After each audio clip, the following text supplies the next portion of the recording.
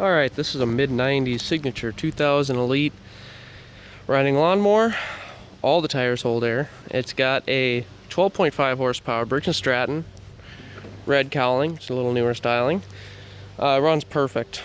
Doesn't smoke. I think it smokes a little bit, but it hasn't been running for a very long time, so it's probably to be expected. Fresh oil change earlier in the season. Still just clear as a whistle. So it's really nice. Went through the carburetor, new fuel lines, fuel filter. I did bypass all the safety switches just to, make it easier. Battery still turns over great. Belts are wonderful. None of them are weather cracked. Even in the drive system, the deck is good too. Like I said, all the tires hold air. That's always a plus. Everything's really stiff on the mower. The brakes work. The shift on the go is really responsive, which is kind of a big thing with these. Sometimes they get kind of sloppy and they engage later or something, but this one's really right now.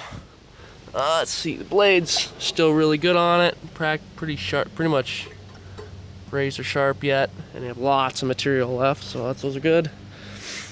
Yeah, I mean, it's a really solid mower, actually.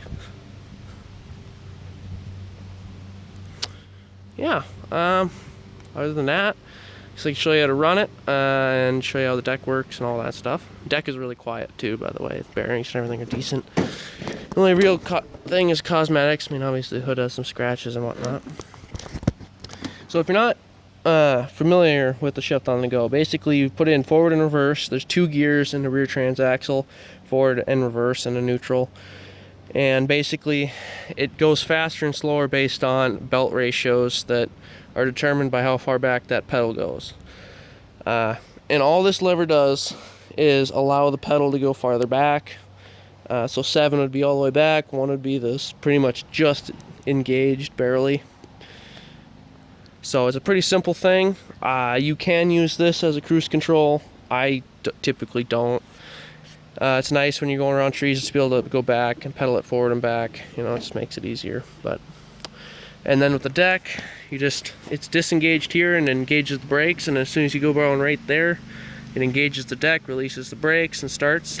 So that's probably the highest you can go, and then, all the way down. So pretty basic, and I'll start it up and show you she runs. Starts right up.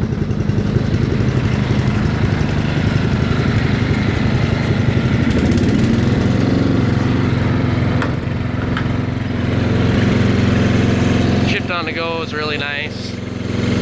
Grabs right now. And it's pretty fast. These are, it's kind of neat about the shift on the go system, so you can go as fast forward as you can in reverse. It's kind of a neat feature. People typically like it because they can zoom into places and all that stuff. These mowers are pretty small in a lot of respects. I mean, they're only like a 42-inch deck, which is pretty standard on most mowers around, but still not the biggest in the world. Let's see how. Very high deck velocity. Pretty nice if you want to put a bagger on them or something. And the 12-horse motor has no problem running around this fast.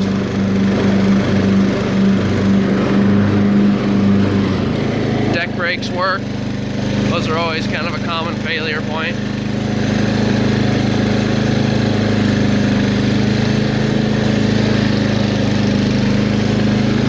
Reverse. Forward.